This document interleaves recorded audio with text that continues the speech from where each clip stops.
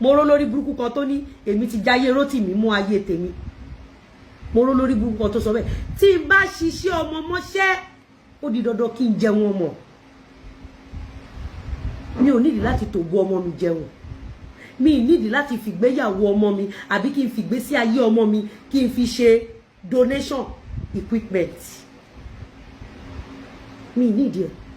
Ọ̀lẹ olè broke mothers ló máa ń ṣe bẹ́ẹ̀. Ìyá alátẹnujẹ aláìní tìjú ló máa ń ṣe orí burúkú kiri. Kán lè sọ̀fọ̀ káyé lè bá sọ pé tó bá lọ́kọ tí ọkọ ẹ bá ń ṣiṣẹ́ ìyàwó mọ́ iṣẹ́ ẹ̀ ọkọ yẹn á máa jèrè ìyàwó.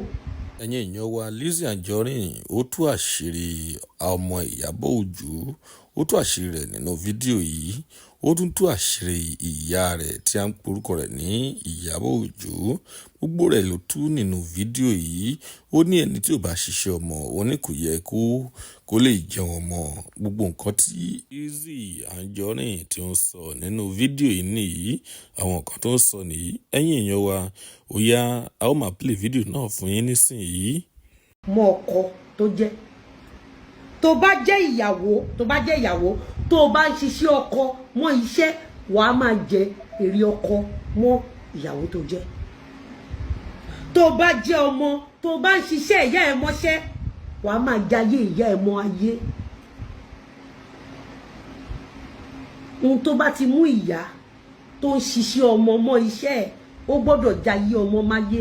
Tó bá mú ọmọ tó ń jayé tó bá mú ọmọ tó bá ti ń ṣiṣẹ́ ìyá ẹ̀ mú ayé títí ẹ̀ ọmọ yẹn máa jayé ìyá ẹ̀ máyé.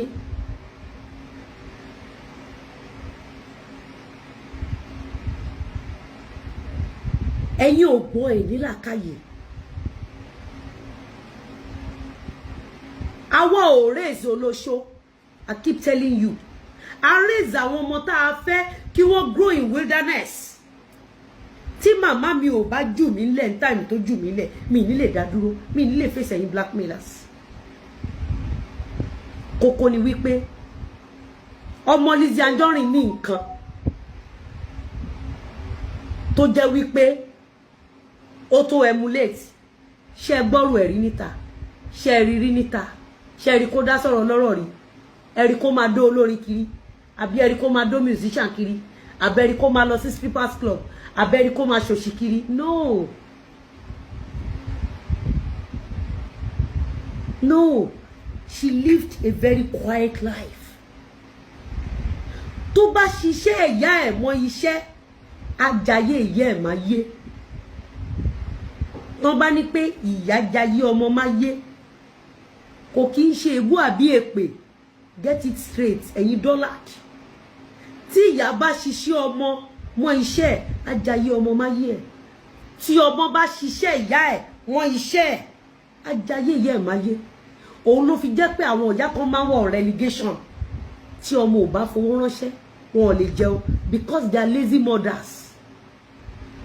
Ọmọ wọn ló wà níta tó ń ṣiṣẹ́ ayé wọn máyé títí ẹ̀. Ó di dandan kọ́mọ yẹn jayé ìyá ẹ̀ máa yé. Don't get it twisted. Don't fool the society.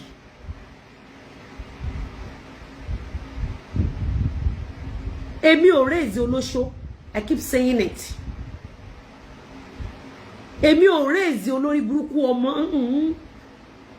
Èmi ò raise ọmọ burúkú. I'm not desperate.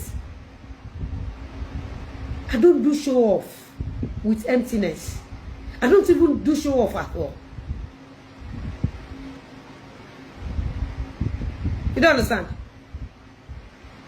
Èmi ṣiṣẹ́ mo wọ́zù kí má bá retí ọmọ kankan nítorí àti jẹun. I am working so hard. Gbogbo yín rí pé ìjẹta àná mi ò sùn. Gbogbo yòókù sí every time òru ni mo wà ta ní òru èní. Ìjẹta náà every time tí mo wà. Ẹ tún rí time tí mo bá yín sọ̀rọ̀ nísìn. Èèyàn kan máa ṣiṣẹ́ báyìí kó wà ní là. Ó di dandan kó là. Ó di dandan kó lówó. Tọ́mọ mi náà bá fẹ́ challenge mi. Kọ́mọ mi náà má sùn mọ́. Ó jẹ́ ká jọ wọ̀n ní àjà iṣẹ́. Ọmọ mi náà kó sùn 3, 4, 5 hours. Kóun náà ti jí. Ayé wà fún wa àyè wà fún wa láti jẹ́ ènìyàn